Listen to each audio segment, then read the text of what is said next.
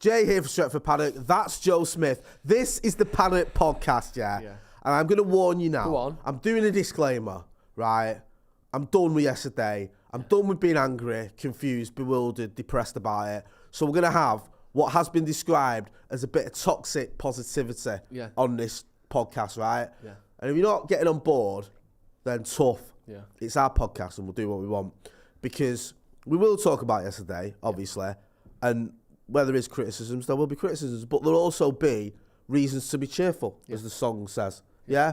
Because we've had time now, haven't we, for the dust to settle a little bit, to reflect. Just about. To ponder. Some dust is still Some in the air. dust is still there. In terms of the stages of grief, where are you at? Let me Google them. Because I know acceptance, denial, anger, bargaining. 7 or 5? Let's go with 7. Denial? No, I I've got prefer 5. even numbers. Denial? Which I think I'm... You're in denial. To be honest, I Tell think them how you're in denial, because What? this is like almost a private joke that people need to know what's going on. So technically, Yeah. I think we only lost 3-1. I love yesterday. this. I love this about you. So, first of all, 2 of their goals were jammy, as you like, so they get scratched off immediately. I think if you look in the FIFA rulebook, Yeah. I think it's page 27, paragraph 4, subsection 3.1. Yes. It says, lucky goals don't actually count. Yeah, and also I'm an XG purist, Jay. I've always said that. You have. They only got 2.9 on XG. So even if you want to just go on that, they only scored 3. Right, okay. They created 3 So it's 3, not goals 7. worth of chances. Fine, so good. We can I'm glad immediately you've been slash that accurate. by about 60%. Yeah. Down to 3-0. Then obviously Rashford's chance probably should have gone in, which makes it 3-1. 3-1. Which when you think 3-1 at Anfield isn't that bad, is it? Do you know what I mean? Obviously No. you don't want that 2-goal margin, which I'm glad, but I'm glad it wasn't any more than that, because that would be embarrassing. So a 3-1, I can handle that. 3-1 is a reasonable result, to be honest with you. So we've got denial, anger, We've done anger. haven't we? bargaining, which I might be at bargaining actually. That's what bargaining there. Depression and acceptance. I think I'm in a bit of bargaining with a sprinkle of acceptance. Yeah, that's nice. Because I'm like, I'll take that loss if it means we get our act together and go big in the cups and win another trophy.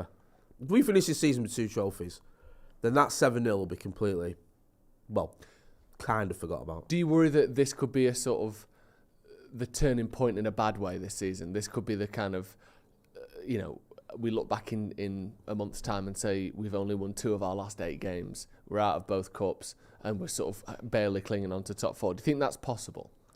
It's possible, but I don't think it'll happen. I think that this manager has proven time and time again already that he can rally the troops. You saw him yesterday. Now, in the past, we've seen managers come out, Ollie was the king of it, and be a bit like, not our day today. Yeah. The boys did well. We've all got to look at ourselves, though. We can do better kind of thing. Yeah. Ten Hag levelled what is probably the worst insult you can level at a footballer, and that's unprofessional. Yeah. He didn't say we weren't the better, no, they were the better team, or it was one of those days. He didn't make any. He said we were unprofessional. We didn't do the job you paid to do.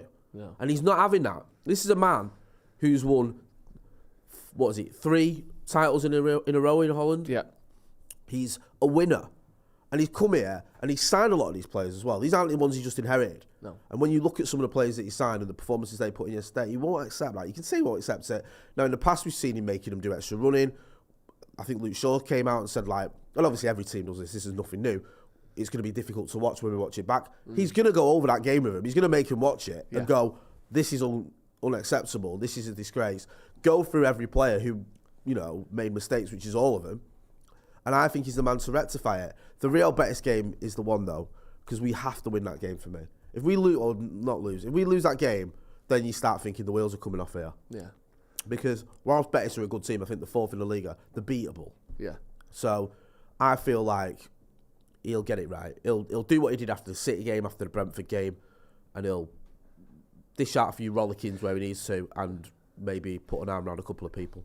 My only worry about that is, after the Brentford game, it was so early in the season, they were basically still playing on last season's form, weren't they? They started this season how they ended last season.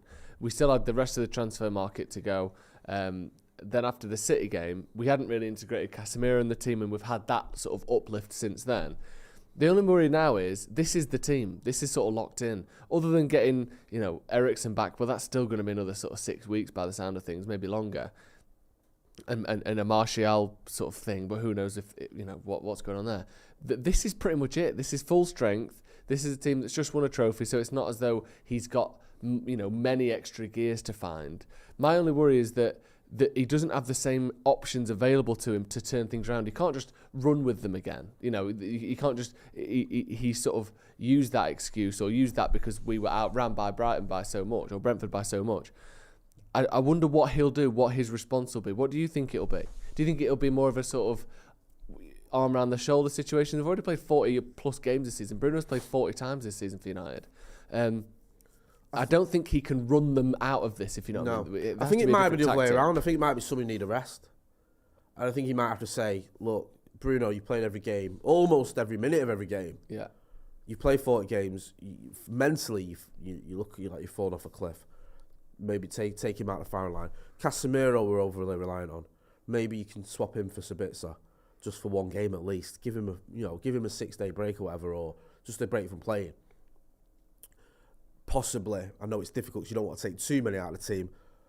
Possibly one of the defensive two comes out, like either Martinez or Varane. You just go, look, Maguire, you're in for the Betis game. And to be fair, if Harry Maguire is club captain and an £80 million player can't play against Real Betis at Old Trafford, then he can't play for anyone.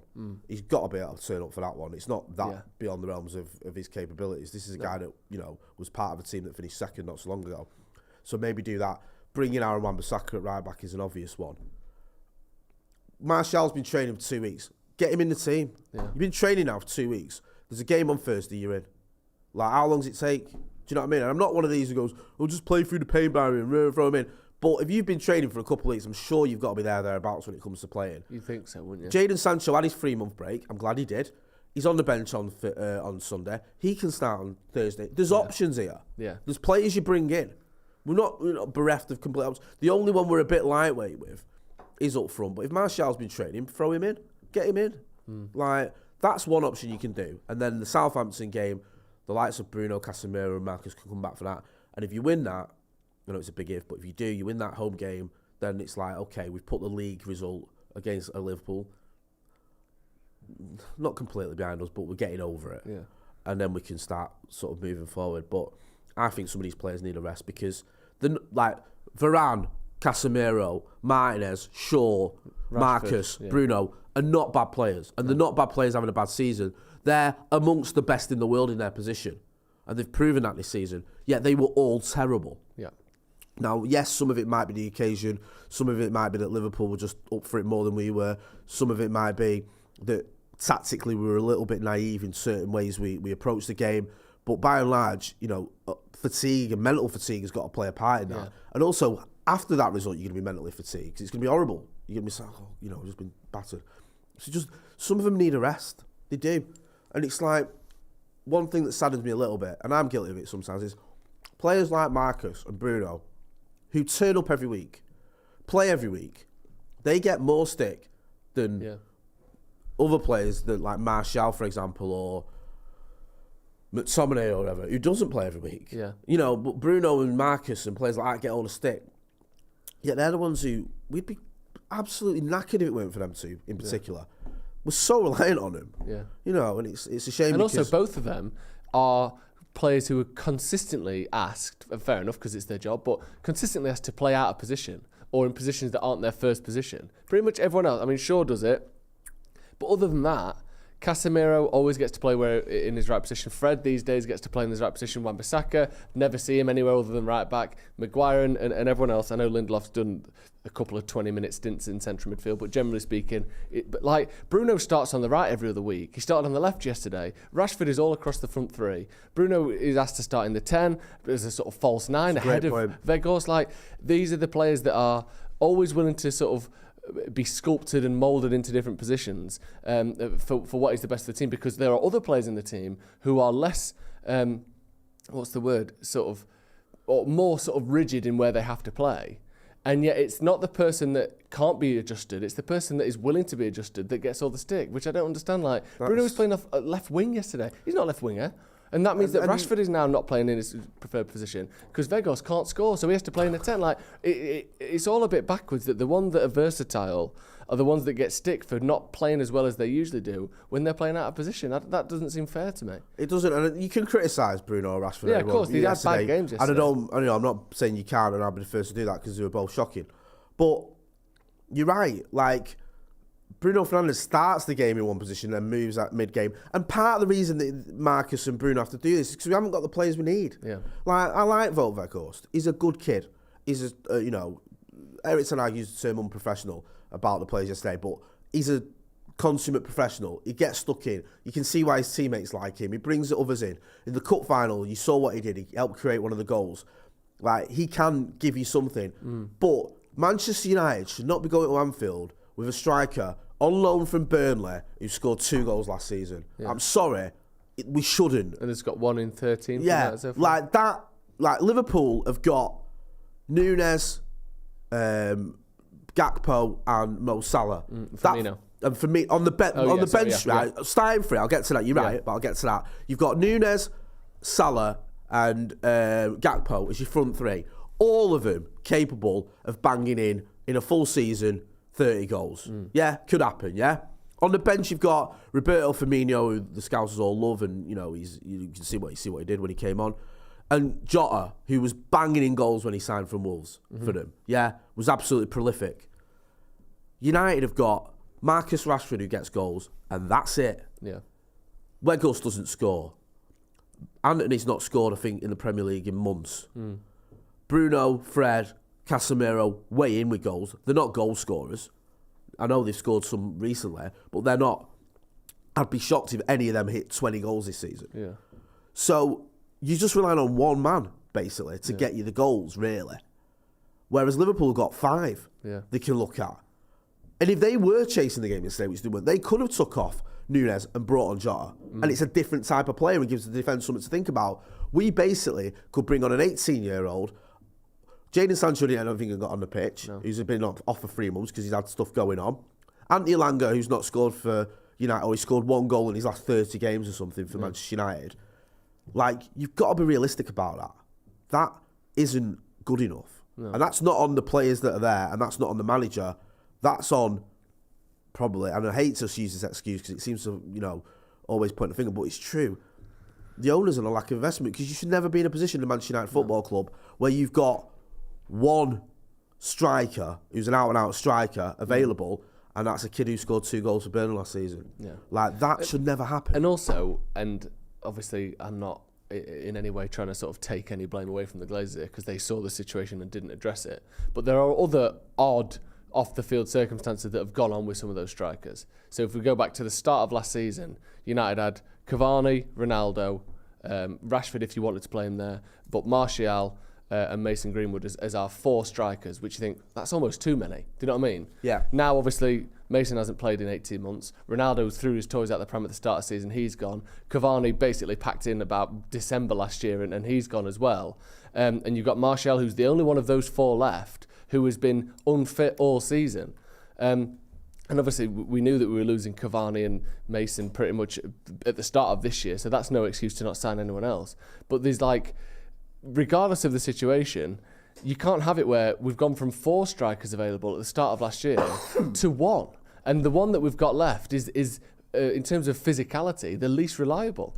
Like, it's a mad situation that we find ourselves in that number 9 position. But everything you said there, Joe, and you're right, we had a heads up on that. Oh, yeah, of course, yeah. Exactly. Mason Greenwood, we knew what was going on. We knew that court case could go on for a year, and it did. Yeah.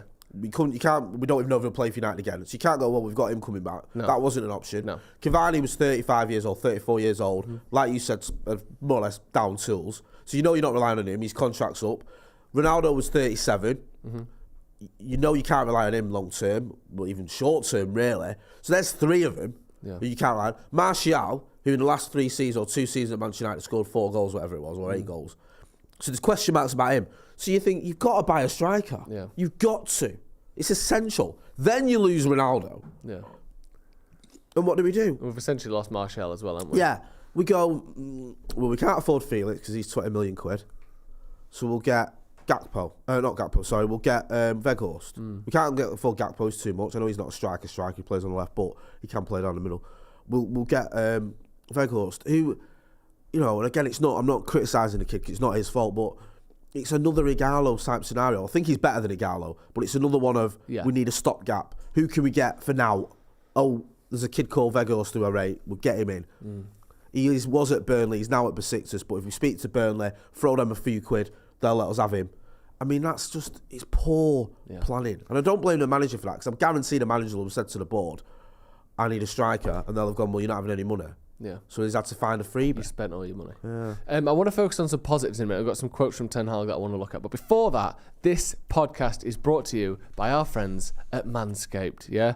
Look at that. 20% off of free shipping using the code DEVILS20. The link to that is in the description and in the comments. But 8 million men have joined Manscaped, and you can be the next one. Like I said, 20% off, free shipping using the code DEVILS20. But what do Manscaped offer, Jay? What is Manscaped? Manscaped's right. It's a way of life, isn't it, surely? It is a way of life. They're the leaders in below-the-waist grooming. And when you sign up to Manscaped, right, when you buy from Manscaped, you get the performance package, not 1.0, not 2.0, not 3.0, 4.0. You've got the lawnmower 4.0. You've got the skin-safe technology. There's Joseph there, showing... Look at the profile on that. Look at that bad boy. One thing I like as well for men of a certain age, my age, is the weed whacker, the ear and nose trimmer, because you need that. You've also got the crop reviver, the ball toner. You've got the shed travel bag, so you can put it in your little bag and you can pretend that you're coming off the coach and give a little thumbs up to the cameras, yeah? You've got all that. Also, as well, there's nothing worse than having a bit of a whiff down there, is there? Oh, God. So with the deodorant that comes with it as well. Smells like mango chutney, mine. Does it? It's worst. Well, I like mango chutney, so that's why you don't like this mango chutney, do it not? Yeah, the man is capitalised in mango. And it makes you want to go. Yeah, it does. Yeah, so you get all that, 20% off and free shipping. Yeah. Listen, there's a reason why 8 million men use Manscaped, because they're mint. Yeah. So go and check out the link in the description. Go and get your 20% off. Get your free shipping. Get your shed travel bag. Get your lawnmower 4.0. Get your crop reviver. Get your crop toner. Get your boxer briefs with anti-chafing technology. How was your anti-chafing? She's all right. She's all right. She's on tablets. Go and check out Manscaped. Your balls will thank you this spring. Very nice. Right. Ten Hag. Couple of quotes from the game yesterday. You mentioned the unprofessional one already, so we'll move on from that. He said, but I think it's a huge difference from Brentford.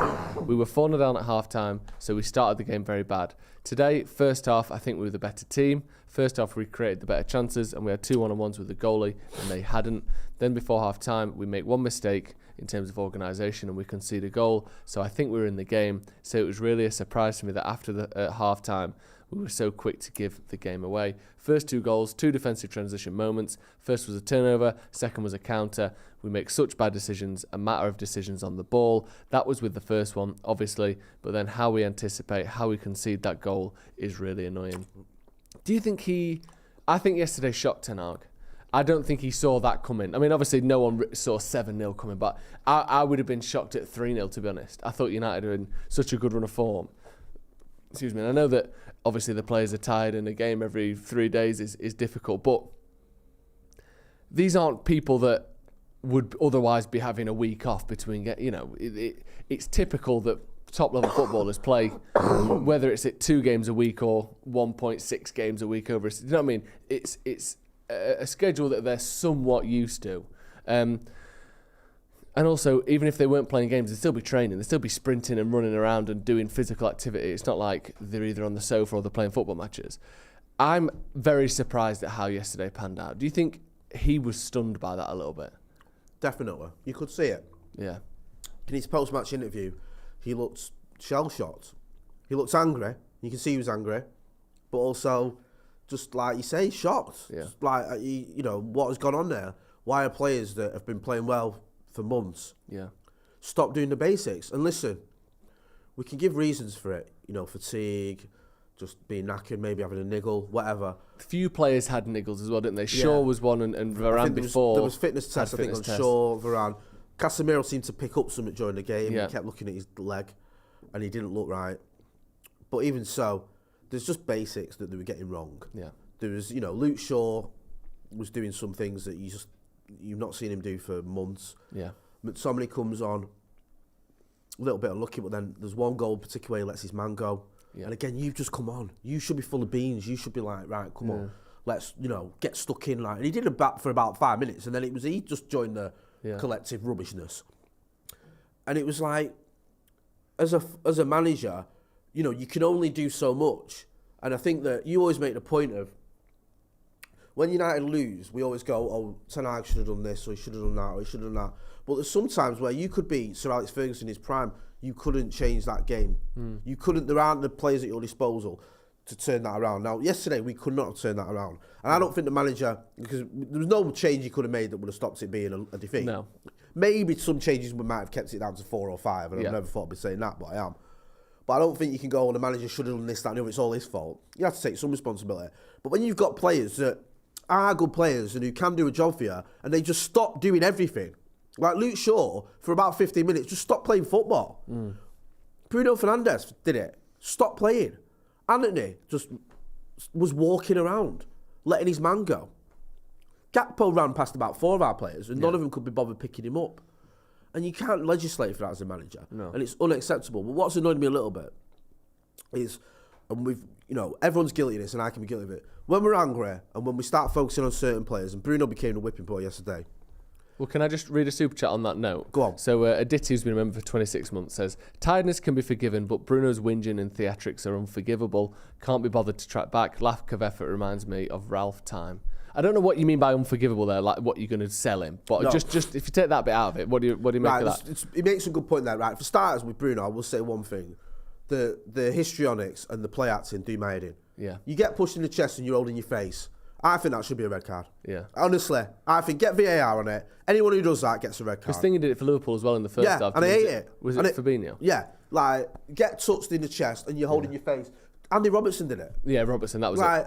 I hate it. Yeah. And I mean it across the ball. And people stop doing it. Yeah. If you did that and you've not been touched, you've got a VAR, did he get touched in the face? No, he didn't. It was his chest or his arm, or his shoulder, whatever. Yeah. Red card. Yeah. That would stop that, because I cannot stand it. No, I agree. It's so frustrating. You're here to watch football, not stop starting every 5 minutes because you're pretending you've got a head injury. Because you know the referee's got to stop for a head injury. It's pathetic, right? So I'm with him on that. I don't want to say any of that. Bruno did drop his worst performance ever in the United shirt yesterday. There's no denying that, right? But then people start accusing him of things he's not done. People say he didn't want to come off, or he wanted to come off as a sub. No, he didn't. Like, I think I sent something through to the lads. There's this footage of, like, basically, after Salah scored, we made a change. And I think there's Bruno or Matt Rashford or whoever, like, gesturing to see who's coming off. Because I think they're getting the nod before the board goes up. Yeah. He's not saying I want to come off. Yeah. Like, Bruno's a lot of things, but I don't think he's someone who doesn't want to play for Manchester United. So there's that, people just start piling on and saying, oh, well. And that thing where he supposedly sort of, people saying he shoved the assistant referee another and one. stuff. Like, so this is the one where... I don't think we can show the footage. There's one here. I think Neville said he was asking to come off. He wasn't. We've watched it and it's just him going, is it me or who's coming off? Yeah. They're looking around because like, they don't know. Who is it? Like, he does this gesture and then he's to the ref, like, hurry up, Salah get back in position because Salah had been off with his shirt off. So there's that. Then there's this thing about, he attacked the linesman, he shoved the linesman. Dermot Gallagher hardly missed the Pro United. It was on Sky and he said, actually, the linesman instigated that. Yeah. Because he grabs Bruno. When Bruno's trying to grab him, and he shouldn't have touched him. Yeah. And he did. And then Bruno just he says he swats him away like a fly. So it's 6 of one, half dozen of the other. Yeah. Yes, Bruno shouldn't have put his hand on a linesman, but also the linesman shouldn't be grabbing and the United player. And he's hardly like pushing him. No, he goes like that. He just goes like that as he walks past. And he's 6-0 down or whatever he is at Anfield at the time. So whilst you can say Bruno was terrible, his histrionics have got to stop, that is not good enough for Manchester United players, certainly not good enough for a captain.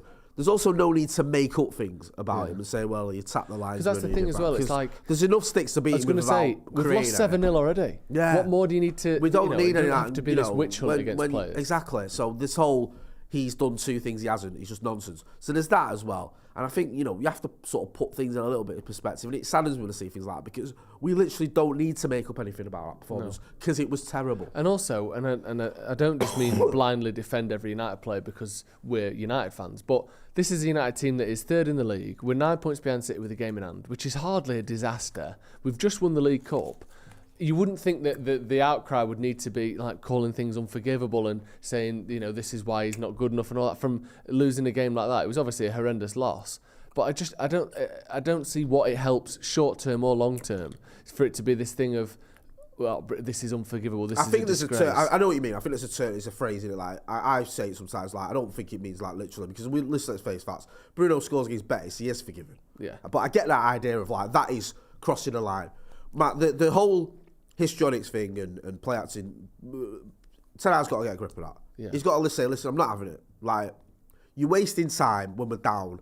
Yeah. And okay, the game's probably lost anyway, but it's still just don't do it. It doesn't serve any purpose. Do you think we should have sat back a bit more, 3-0 down, sort of, because we still sort of came out and went for it, which may have led to the sort of the extra. I mean, we could have sat back and lost 7-0. But do you think the way that we kind of didn't change our game was a slightly silly? Steve made his point. I was chatting to Steve last night on the 3 Points in the Gaff podcast. He came on first time he's ever come on it, bless him, and it was after that defeat.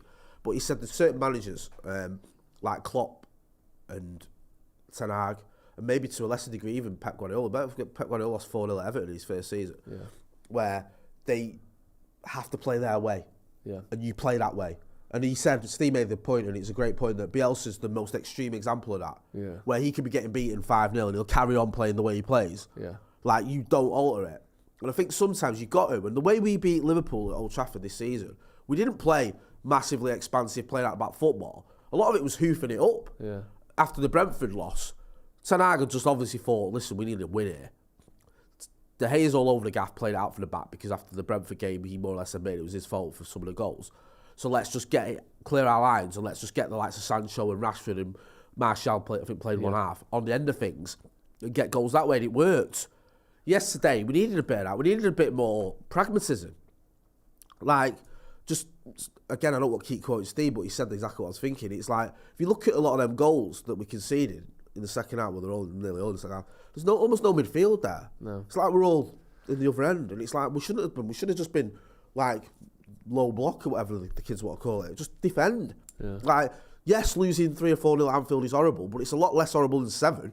And that could have happened. You could have just gone, right, let's just stick an extra man in defence, let's just do 4 in midfield and Marcus, you on your own up front.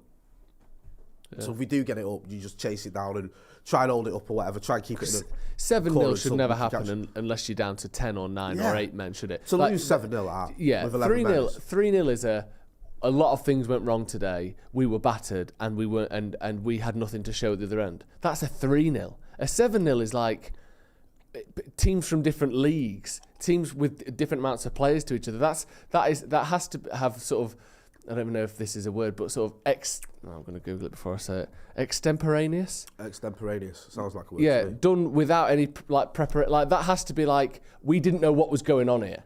We were just like stunned by something, whether that was going down to 10 men or like they brought on Mbappe and Pele as subs, and like that 7-0 is such a stunning result that you can't just be like, well, there's nothing we could have done, because no one loses 7-0. That's what, like, Southampton obviously got that weird 9-0 gene, but other than that, it's conceded. Well, even like you look at Southampton, last season actually, the games they lost 9-0, they lost a man. Yeah, they got a man sent off against us 43 seconds in the game, and they had 8 injuries. Yeah, so they had children playing. Yeah, lots of them. If you look at that 11 that started for Southampton and name half of them, they've gone. They don't know where they are. No. So there's mitigating circumstances, and also, no disrespect, they're Southampton, not Manchester United Football Club. It is weird, isn't it? That this, I know, obviously, the Liverpool Villa 7-2 is the one sort of outlier to what I'm about to say, but I don't. When's the last time City conceded 3 goals or 4 goals? Sorry, let alone 6 or 7. Liverpool are slightly different because they've got almost that similar thing that we have, where it's like you just stick to how you play. This is how we play. They got battered by Real Madrid. But it seems so rare for the other top teams to do what we do as regular as we do it. And I know you can say things have got better this season. They have, and I'm not. This isn't me trying to sort of cause any sort of big, long-lasting implications here or reading too much into it. But it's weird how in the last sort of 2 seasons we've conceded 4s, 5s, 6s, and 7s so much more than any of the other big teams. Someone pointed out on Twitter. I think it was a lot of Phil Michael. He said, like, you look at, you got. Even going back to the 4-0 at Everton, I think that happened twice, or was it once? Am I imagining it? It's once, isn't it? Yeah. I'm not twice. I don't know where I'm getting twice for. 4-0 at Everton, 4-1 against City, 6-1 against... 4-1 against Leicester. 6-1 against City is the different one, that's Fergie, but the Leicester one, the Brighton one, the Brentford one, Brighton last season was 4-0, wasn't it? Yeah. Brentford was 4-0 this season. The 6-3 against City. 6-3 against City. 5-0 against Liverpool. 4-0 against Liverpool. Like, this is a team that seems... And I hate using this term because I think that these are lads who, you know, have proven a lot this season, have done a lot this season, and have, you know, given us some joyous occasions, not least of all at Wembley when, you know, it was only a week ago we were all singing the praises. But they do have a little bit of almost mental fragility where when it gets to 2 goals down or 3, people start crumbling. Like, it's not a coincidence that a lot of players who've you know, experienced the 6-3 loss to City have also experienced the 7-0 loss to Liverpool and the 5-0 loss to Liverpool. 6-1 to Tottenham as well. I know I was going back a little bit now, but it was under Solskjaer, wasn't it, where we were 10 men, the one where Martial got sent off. Like, but again, it's another heads one. drop. Yeah. And some of these results were at home, some of them behind closed doors. Yeah. So you've not even got fans there. It's like, there is something in the sort of psyche almost of United at the minute where if we do go a few goals behind, we're liable to just fall apart. Yeah. And you can't even put it down to experienced players because in Varane, Casemiro, even like Bruno and Rashford, they've been around for a long time. Shaw's been around for 8 years or whatever it is, or 9 years, I think, in the Premier League. So why do we just suddenly lose our heads when we go 3 goals behind? In a way that no one else does. That's the thing that I don't get. I know, like I said, there's the 7-2. I can't think of the last time City's conceded more than 3. But obviously, I guess it's happened in the last few years, but maybe not. And I know we're not at the same level as City, but you don't see Tottenham conceding 5, 6 and 7s. The occasional 2, 3 or 4, but like those like mega results, or you know those ones where you're like, these are what in the past with like the 6-1 against City was the first time I'd ever seen United get battered like that ever as growing up. Obviously we had Ferguson and things were different, but that's the first time I went, oh my, we can get pummeled. But since then, it's been like, of course, yeah, we can get pummeled. That happens multiple times a season, every season. Neville, weird, Gary Neville made the point, like, because even in the third, like, we lost 5-0 at St James's, we lost 6-3 at Southampton under Fergie. Yeah. Like, obviously the 6-1, it did happen, but you never questioned United and thought there's something going on here. No. Like, there's something wrong with this team. And also, that was over the course of a 25 or 27-year career. Yeah, over the last 4 or 5 years, we've seen regular hammerings. Yeah. Like, and hammerings weird, where the game's done after an hour. And like, you're all, you know, oh my God, this could be... Against City, I thought, I genuinely at one point thought we were going to lose 9-0. Yeah. I did. I thought, this is going to...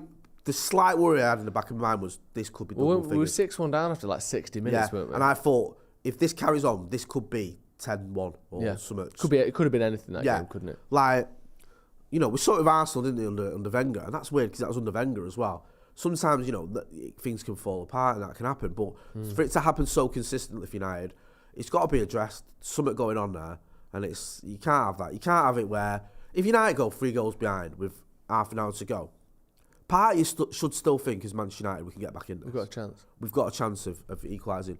You certainly shouldn't be thinking this could be 6 or 7, which is what is going on now. Yeah, we've conceded 17 goals in our last 4 games to Liverpool. I mean, I've never seen that in my lifetime. No.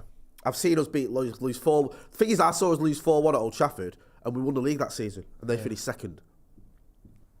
So, I've never seen us be this poor so consistently against Liverpool and City to a lesser degree. Yeah.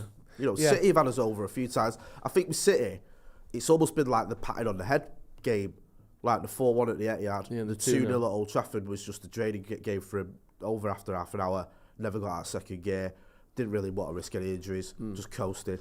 In terms of being a little bit positive then and kind of riding this wave, because we've got to sit here, we've got to be a little bit, you know, there's always going to be an element of licking our wounds a little bit today. Like, we're not just going to be like, oh, everything's great, because it's not, and you need time to sort of go through things. But in terms of going forward, when you talk about those results, the 6-3 aside,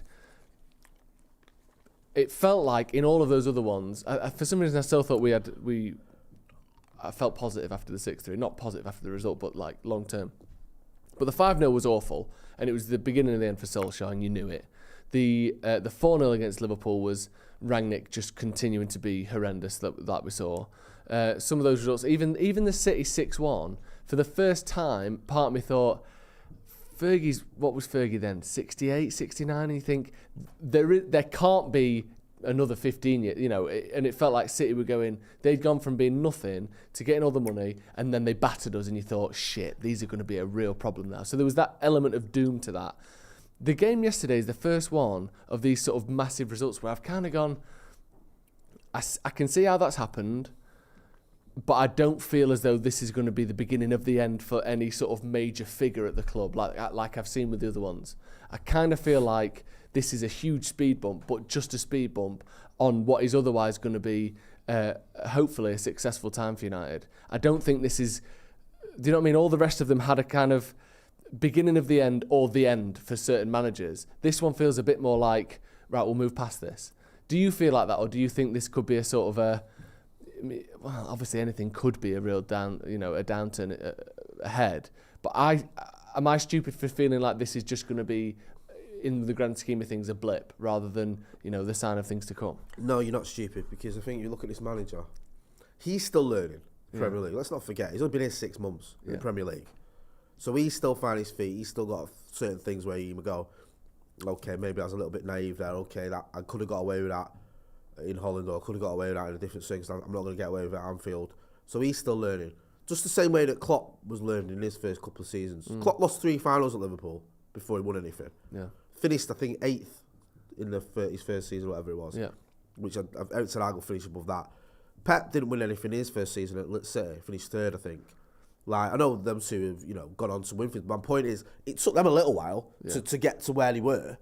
So it's going to take Eric Ten Hag a little while. We were shocking last season. Yeah. We were terrible. Terrible. The worst United side I've ever seen. And I'm just about old enough to remember the end of Atkinson. Hopeless, helpless, horrendous, wasn't it? Yeah. Yeah. There was no positives. No. Nothing.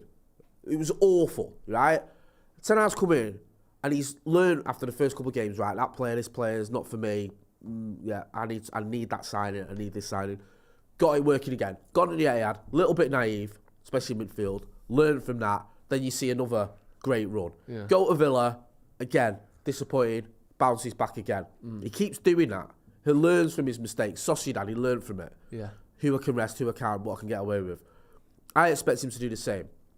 My only ever concern when we get a bad result under this manager is I don't want any panicking. Yeah. I don't want fans turning on him. Because there might be another 2 or 3 bad results in the next month. That's possible. Anyone can stand in Wembley, like we did last week, and chant Eric Ten Hag's name and get behind him when you just won a trophy. Yeah. Anyone can stand there when you're beating Liverpool and Arsenal and teams like Old Trafford and sing his name and City, and tweet about how wonderful he is and how much you love him. But when he starts losing a couple of games, when he goes through a sticky patch, that's when you've got to get behind him. It's not him. He's inherited a mess. He's turned it around. He's still got a learning curve to go through. Now, he has to learn quickly. He hasn't got loads and loads of time, but he's got at least one season where he can find his feet a little bit. He's already won a trophy. Yeah. We're on for another trophy. We're in the top 4, looking good for that despite the result at Anfield. So you just got to get behind this manager. Yeah. Because the last thing you need now is... And I'm not saying this is happening because I haven't really seen any of it. But you don't want to, so let's say we get beat off Betis. People go, well, Ten Hag's, flattered to deceive. He's not up to it. Of course he is. This guy is the right man for Manchester United. And if he's back the right way, the way that Pep was, the way that Klopp was, we'll have the success that them Muppets have had. I guarantee that. I'm sure as the day is long, this manager will win a title at Manchester United if he's backed. And that's what they've got to do. You've just got to back him. And as a fan, I'm not going to tell the fans what to do, but as a fan, I'm going to get behind him. Yeah. And listen, I hate Liverpool Football Club. I despise him. And I was painful. It was painful yesterday, sorry. I was gutted. So it's not like I can just shrug off a 7-0 loss to Liverpool and Sylvie. It hurts me. But it doesn't make me question this manager long term. Of course he's the right man for the job, and I think everyone, pretty much from what I've seen, knows that. And I just hope the board realise that as well, because they're a bunch of idiots sometimes who can, do the wrong thing, but they need to do the right thing by this man. Definitely. Couldn't agree more with that. And I was saying to you before, I think this is the first manager we've had since Ferguson where there's I'm not saying that he will last 10 years in the job and he will, be successful for a decade, because that's obviously almost impossible in football, as we've seen. But I think if we were successful, he would be here for 10 years. You couldn't say that. We've had 4 sort of permanent managers since Sir Alex before Ten Hag. Moyes, I think he could have been here for 10 years because of the type of man he is, but he didn't have that winning record. He never had that pedigree to manage Man United. Van Gaal, he had the pedigree, but he could never have been there for 10 years. He was talking about retiring before he came to United, let alone afterwards. Then we went with Jose, another one who Again, got that winning pedigree, but in an ideal world, you get 4 years out of Jose. You're never getting that long-term changing of the club. Here's how the academy play. Here's how I want the first team to play. Sort of cultural change. And then Solskjaer, who I think, again, would have stayed for 10 years, but again, didn't have that pedigree. He's the first manager we've had who could genuinely oversee a cultural change and multiple generations of a team at Man United and be here for a decade if the success on the pitch sort of facilitates that, and has got a track record of winning everywhere he's been.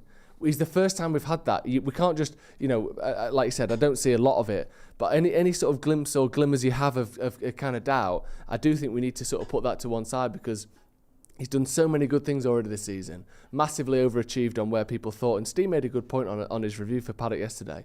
But if you go back and look at the pre-season predictions, not just on our channel, but on the sort of, the general football channels, other United fans channels, other teams fans channels, anyone who put United in the top 4 was getting, as if United are in the top 4, it's Chelsea have done this, Liverpool done this, City have done this, and there'll be whatever. There's no way United are getting top 4, let alone sort of so far a good gap to 5th, and we've won a trophy already. So I think that this sort of result is one of those ones where you have to take stock of the whole season, because it's such a result of such a huge magnitude that you have to kind of look at things and where are we with things, is there cause for concern? But I think the conclusion has to be no, because things have been so good and they hopefully will continue to be good. Couldn't agree more. Just before we wrap up, give us your Wally of the Week. Wally of the Week.